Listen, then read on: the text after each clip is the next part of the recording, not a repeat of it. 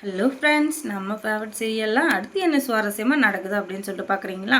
இந்த தீபிகா வந்து ஏதோ ஒருத்துக்கு போட்ட தூண்டில்ல ஏதோ ஒரு மீன் மாட்டிக்கிச்சு அப்படின்ற மாதிரி தானாக வந்து கொத்த மாட்டிக்கிட்டாரு இந்த இந்த ரகு வந்து தானாக வந்து மாட்டிக்கிட்டான். அது எப்படின்னு தானே பார்க்குறீங்க?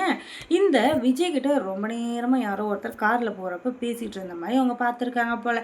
அதனால தான் அவன் யார் என்னன்னு விசாரிக்கணும் அப்படின்றதுக்காக அவனை கூப்பிட்டு வாங்கன்னு சொல்கிறாங்க. அதுக்கு முன்னாடி என்ன நடந்துச்சு அப்படின்னு சொல்லிட்டு பார்த்தீங்கன்னா, ஒரு சின்ன என்கொயரி அப்படின்னு சொல்லிட்டு தான் வர வச்சாங்க.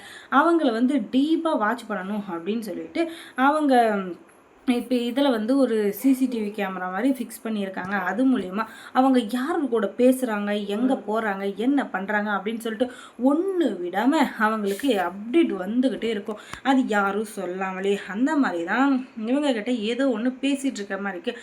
ஆனால் அதில் ஆடியோ வந்து கட் பண்ணி வச்சுருக்காங்க. ஏன்னா ஆடியோ இருந்துச்சுன்னா அதில் வந்து சின்ன சின்னதாக சவுண்டு வரும் இல்லையா, அந்த சவுண்டை வச்சு அவங்க கண்டுபிடிச்சிருவாங்க அப்படின்றதுக்காக ஆடியோவை கட் பண்ணியிருக்காங்க. ஏன்னா வீடியோ மட்டும் இருந்தால் போதும் அப்படின்னு சொல்லிட்டு. ஏன்னா அதுக்கப்புறம் அதில் என்ன வேணால் நம்ம வந்து ஃபீல் பண்ணிக்கலாம் இல்லையா பேசுகிறது. அதனால தான் அதுக்கப்புறம் இந்த ரகு வந்து என்ன விஜய் சௌக்கியமாக இருக்கீங்களா, என்னை மாட்டி விட்டுட்டோம், இனிமேல் நம்ம வந்து இவன் மூஞ்சிலே முழிக்க மாட்டோம், இவன் செத்தான் ஒளிஞ்சோம் அப்படின்னு சொல்லிட்டா நினச்சேன். அப்படிலாம் நினைக்காத விஜய், நான் எப்போ உங்கள் கூடவே தான் இருப்பேன்.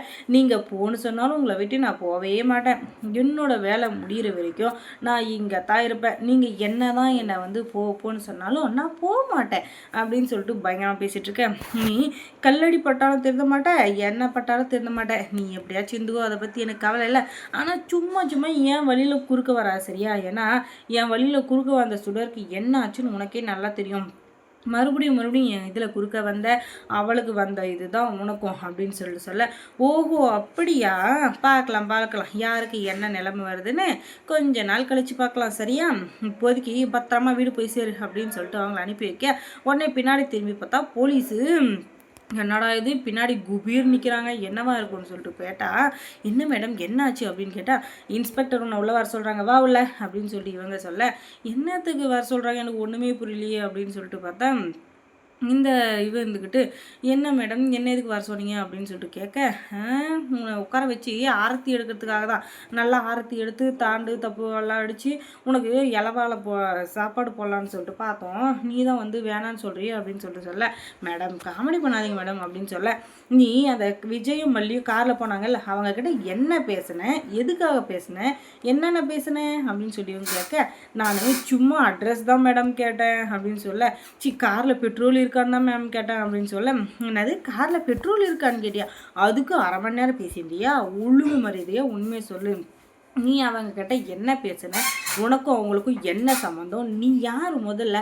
நீ எதுக்காக போலீஸ் ஸ்டேஷனுக்கு வந்த அப்படின்னு சொல்ல ஒருவேளை அவங்க இங்கே வருவாங்கன்னு தெரிஞ்சு வந்தியா, இல்லை அவங்கள இங்கே வர வச்சுட்டு வந்தியா, இல்லை அவங்கள ஃபாலோ பண்ணிட்டு வந்தியா, இல்லை அவங்க வர்றது உனக்கு முன்னாடி தெரியுமா, எதை வச்சு நீங்கள் வந்த அப்படின்னு சொல்ல மேடம் இத்தனை கேள்வி கேட்குற அளவுக்கு நான் ஒருத்தர் இல்லை மேடம், என்னை விட்டுருங்க அப்படின்னு சொல்ல உடனே கான்ஸ்டபிள் இவங்க யாருன்னு கொஞ்சம் விசாரிங்க அப்படின்னு சொல்ல மேடம் இவன் யாருன்னு உங்களுக்கு தெரியலையா, அந்த சுடர் கேஸில் மாட்டினால அவன் தான், அதுவும் இல்லாமல் இவனுக்கும் அந்த ராஜிக்கும் ரொம்ப நாளாக லிங்க் இருக்குது மேடம் அப்படின்னு சொல்ல என்னது ராஜியா, அவளும் என்கிட்ட ரொம்ப நாளாக சிக்காமல் ரொம்ப வாலாட்டின்ங்கிறா, அவளுக்கும் ஒரு ட்ரீட்மெண்ட்டை கொடுத்துருவோம், அவளை வர சொல்லு அப்படின்னு சொல்ல அவன் அந்த வீடு டினிக்கு கொடுத்துட்டே இருக்காளாம். அதனால் ஹே ரகு, இப்போ மட்டும் நீ ஃபோன் பண்ணி அவளை வர சொல்லலை, அவ்வளோதான், நீ வரவெல்லாம் சொல்லாத, அவள் எங்கே இருக்கா என்ன பண்ணிகிட்ருக்கான்னு மட்டும் கேளு, அந்த இடத்துல நாங்கள் போய் அவளை கையும் களவும் அரெஸ்ட் பண்ணுறோம் அப்படின்னு சொல்ல அவன் இருந்துக்கிட்டு எங்கேயோ வெளியில் இருக்காளாம்.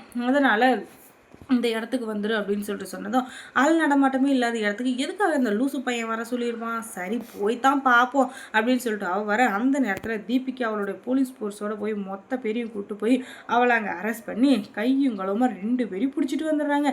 அதுக்கப்புறம் தான் உண்மையான கிளைமேக்ஸே இருக்குது. இது என்னென்னா இந்த விஜயும் மல்லியும் எவ்வளோ சித்திரவதை பண்ணாங்களோ அந்த அளவுக்கு இவங்களே பண்ணல, அதனால தான் டர்ம் அடி கொடுக்குறாங்க. 2 பேரும் வலி தாங்க முடியாமல் ஐயோ அம்மா வலிக்குது அப்படின்னு சொல்லிட்டு கற்று கத்துன்னு கத்துறாங்க. ஆனால் அந்த சத்தம் வெளியே கூட கேட்காத அளவுக்கு பொலன்னு பொழந்து எடுத்துடுறாங்க. ஒழுங்கு மரியாதையாக நீங்கள் 2 பேரும் என்ன பிளான் பண்ணிட்டுருக்கீங்க? எதுக்காக போலீஸ் ஸ்டேஷனை சுற்றி சுற்றி வந்தீங்க? முக்கியமாக விஜய் மல்லி எதுக்காக ஃபாலோ பண்ணுறீங்கன்னு இப்போ சொல்லலை. அதுக்கப்புறம் நான் மனுஷியாகவே இருக்க மாட்டேன்னு சொல்ல, அதுக்கப்புறம் அவங்க உண்மையை சொன்னாங்களா சொல்லலையா அப்படின்றத நீங்கள் தெரிஞ்சுக்கணுன்னா நம்ம சேனலை சப்ஸ்கிரைப் பண்ணுங்கள். தேங்க்ஸ் ஃபார் வாட்சிங்.